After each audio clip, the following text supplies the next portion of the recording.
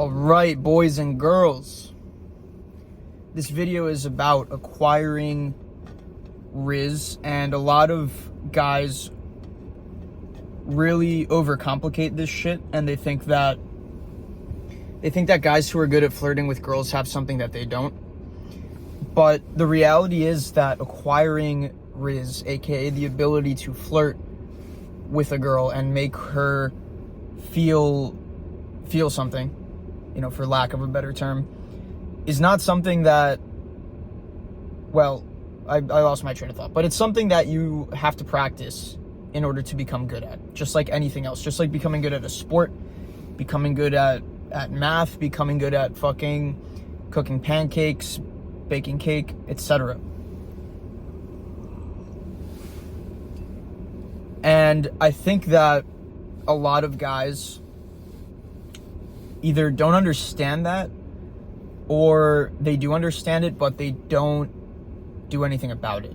They sort of just let their current level of Riz, of flirting with girls, stay stagnant, and they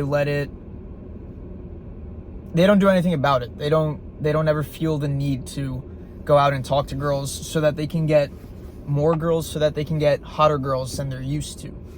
And this is an issue, especially if you want to date hotter girls, which all of you do, right? Don't deny the fact that we all want hotter girls, and we always are looking, unless you're married, to date hotter women and better women than we have previously. And how you do that is by practicing talking to girls, acquiring Riz. And this is not something that will happen quickly. It's something that you have to practice again and again until you get good at it. And the best way that I have found to practice Riz is to do it while you're sober. So going to bars and clubs and getting drunk and talking to girls, that doesn't really count, because you're not building any confidence in doing that. It's a very situational, you're building confidence maybe in a very specific / situational environment, which is A, you're drinking, 2, there's music or a lot of people there, you're in a venue, and it's 3rd, socially acceptable in bars and clubs. Girls are expecting guys to come up to them. And you're not going to get very good at that unless you go to bars and clubs sober. The other way to do it is to go out and cold approach. And I know cold approaching has been talked about a lot recently.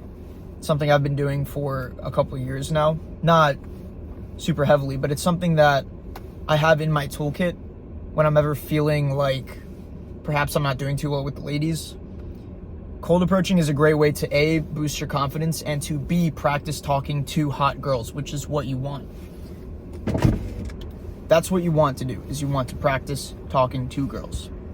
And the more you do that, the more success you will have. And it's just a numbers game, really, dating. Not every guy can get every girl. But you can increase the number of girls that you get by increasing your flirting, your Riz. How you make girls feel.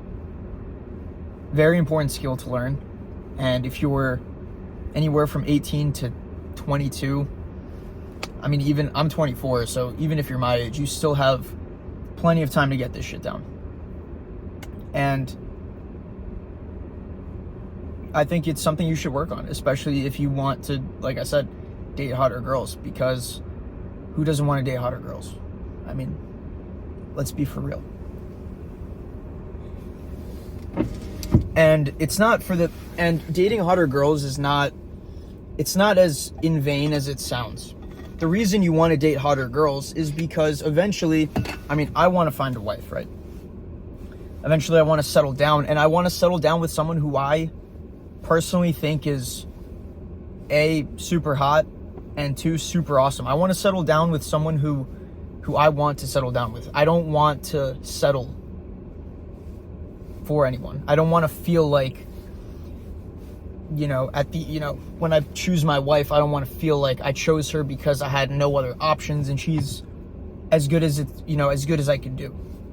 I want the opposite of that. I want to say, hey, okay, I had, a large selection, and I was able to find what I like and find what I don't like. And I chose this girl because I really like her. That's what you want. That's what I want. Because at the end of the day, if you marry someone that you're not super excited to be around all the time, and that you don't see as, as totally awesome, then that's going to cause issues down the road in your marriage. And that's something that you want to avoid. So I hope this video helps whoever needs to hear it.